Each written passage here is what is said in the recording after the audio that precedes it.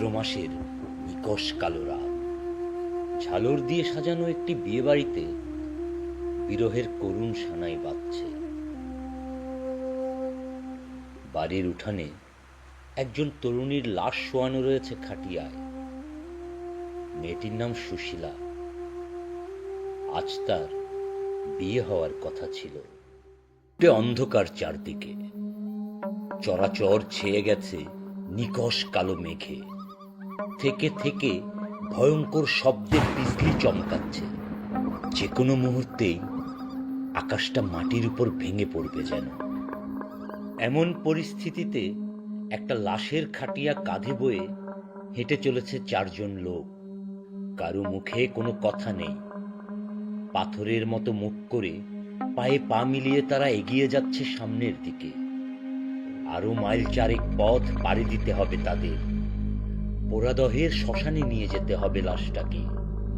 সেখানেই সৎকার হবে হরনাথের মেয়ে সুশীলার। নিজের বিয়ের রাতে অপমানে গলায় ফাঁস নিয়েছে মেয়েটা। উঁচু বংশের ছেলের সাথে নিজের একমাত্র মেয়ের বিয়ে ঠিক করেছিলেন হরনাথ। ধার কর্জ করে বেশ কিছু টাকাও জোগাড় করেছিলেন ছেলেপক্ষের যৌতুক মেটাবার জন্য। কিন্তু বিয়ের লগ্ন পেরিয়ে গেলেও বরপক্ষ আসে না বিয়েতে। হরনাথ খোঁজ নিয়ে জানতে পারেন মোটা টাকা যৌতুক পেয়ে ছেলেটা অন্য আরেক জায়গায় বিয়ে করতে গেছে। শুনে কান্নায় ভেঙে পড়েন হরনাথ। আর অন্যদিকে লগ্নভ্রষ্ট হওয়ার অপমান আর কালো হওয়ার অপরাধে হরনাথের মা মরা মেয়ে সুশীলা গলায় দড়ি দেয় নিজের ঘরে। মেঠো পথ পেরিয়ে হরনাথ আর তার সঙ্গী সাথী জঙ্গলের রাস্তায় ঢোকে। শ্মশানটা জঙ্গলের শেষ মাথায় হওয়ায় শ্মশানের নামের সাথে মিলিয়ে জঙ্গলটাও পোড়াদহের জঙ্গল নামে পরিচিতি পেয়েছে। কাকা, একটু জিরে এলোমো নাকি? ঘাড় ব্যথা করতেছে।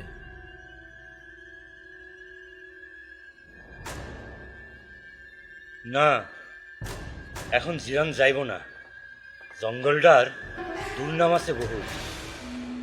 কেমন দুর্নাম কাকা? কথা বাড়াইস না, চল। চারজনের লাশবাহী দলটা না থেমে চলতে থাকে। লোকমুখে জঙ্গলটার বেশ দুর্নাম শুনেছে হরনাথ। শুনেছে জঙ্গলটাতে নাকি ভয়ঙ্কর একদল জানোয়ার থাকে। শ্মশানের আতপোড়া মরদেহ আর হাড়গোড় খায় তারা। জঙ্গলের ভেতর মৃতদেহ নিয়ে যাওয়া যাত্রীদেরও নাকি আক্রমণ করে তারা মাঝে মাঝে। সাবধান হলেও হরনাথ আর তার সঙ্গীদের শেষ রক্ষা হয় না।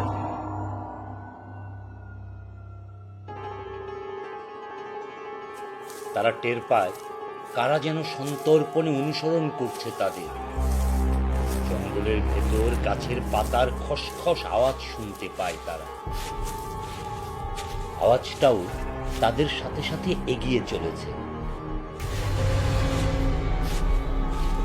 মাঝে মাঝে ইটের ভাটার মতো গনগনে হলুদ চোখ দেখা দিয়েই মিলিয়ে যায় জঙ্গলের ভেতরে। কাকা, কি যেন একটা দেখলাম গাছের পিছনে। কি কি দেখছস? আগুনের গোল্লার মতো কার যেন চোখ, পাহাড়ের মতো কালা কালা শরীর। ভাইপো বলবার সাথে সাথে হরনাথ দেখতে পায় তাদের। স্পষ্ট দেখা যায় না, কিন্তু বোঝা যায় হায়নার মতো দেখতে বিশাল কোনো একটা জন্তু। কুতকুতে চোখগুলো ভাটার মতো জ্বলছে। কাকা, দেখছো? দেখছি, তাকাইস না ওইদিকে। এমন জানোয়ারের কথা বাপের জন্মেও তো শুনি নাই কখনো। ওরা জানোয়ার না, পিশাচ। পোড়াদহের শ্মশানে থাকে ওরা। তাইলে সুশীলার কি এখানে দাহ করা উচিত হইব? আমার তো আর উপায় নাই বাজান। দেখি ভগবান কি রাখছে আমার কপালে। হরনাথের বাড়ির কাছে একটা ভালো শ্মশান ছিল, কিন্তু অপঘাতে মৃত্যু হওয়া মেয়ে সৎকার করতে অস্বীকার করে শ্মশানের পুরোহিত। তাই পোড়াদহের শ্মশানে নিয়ে যাওয়া ছাড়া আর কোনো উপায় ছিল না তার। সেখানে সব ধরনের মৃতদেহের সৎকার হয়। সুশীলার লাশ কাঁধে নিয়ে পুরো দলটা জোর কদমে হাঁটতে থাকে। পোড়াদহের শ্মশান আর বেশি দূরে নয়।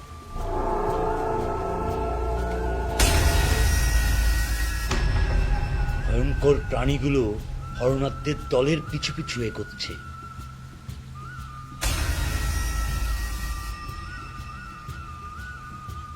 বেশ জোরে বাজ পড়লে দুটো জন্তুকে হরনাথ স্পষ্ট দেখতে পায়। যে কোনো সময় জানোয়ারগুলো ঝাঁপিয়ে পড়তে পারে তাদের উপর। কাকা, এরা তো ঝাঁপায়া পড়বো যে কোনো সময়। সাহস রাখ, শুনছি ভালা মানুষের লাশ খায় না এরা। আমার সুশীলা বড় ভালামায় আসিল রে, হ্যাঁ নিশ্চয়ই খাইব না এরা। তাইলে হেরা আমগো পিছে পিছে আইতেছে কেন? আমার তো ডর করতেছে কাকা।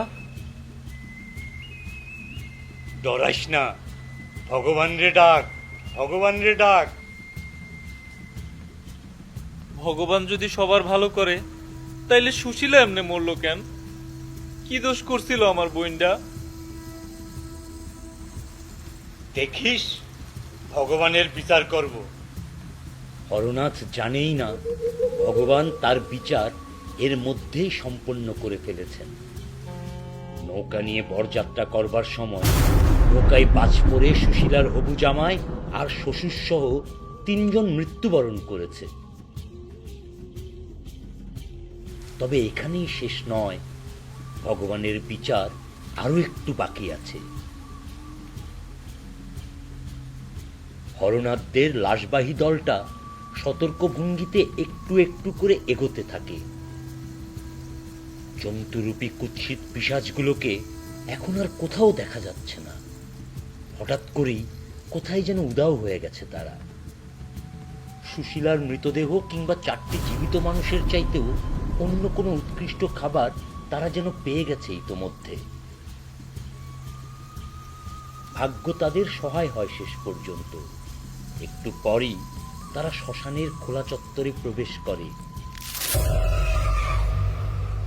দেখে আরো কয়েকটা লাশ শ্মশান চত্বরে রাখা।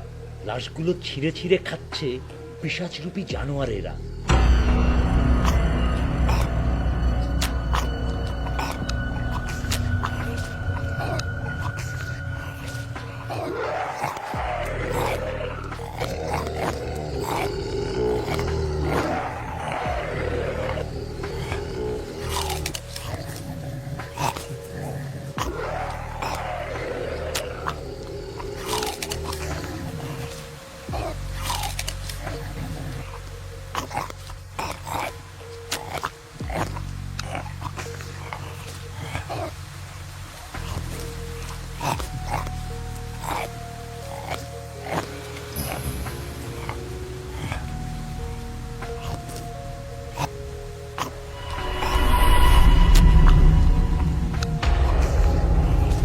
জানোয়ার মুখে করে একটা কাটা মাথা ফেলে রেখে যায় তাদের সামনে।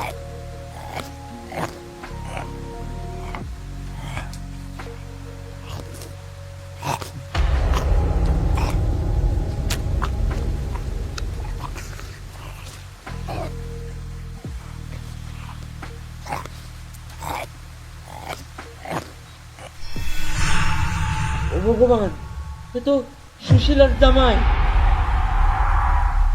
কেমনে মরলো এরা? বরযাত্রার নৌকায় বাস পড়ছে, 3 জন মরছে। অপঘাতে মৃত্যু বইলা এইখানে পড়তে আনছিল। অগো লাশ তো পিশাচে খাইতেছে। নিশ্চয়ই কোনো ঘোরতর অন্যায় করছে ওরা। যারা ইহকালে অন্যের ক্ষতি করে, পাপ করে, কেবল তাগর লাশে খায় এই পিশাচেরা। তোমাগো কোনো ভয় নাই, তোমার মাইয়া পূর্ণ আত্মা। যাও, এরে সৎকার করো।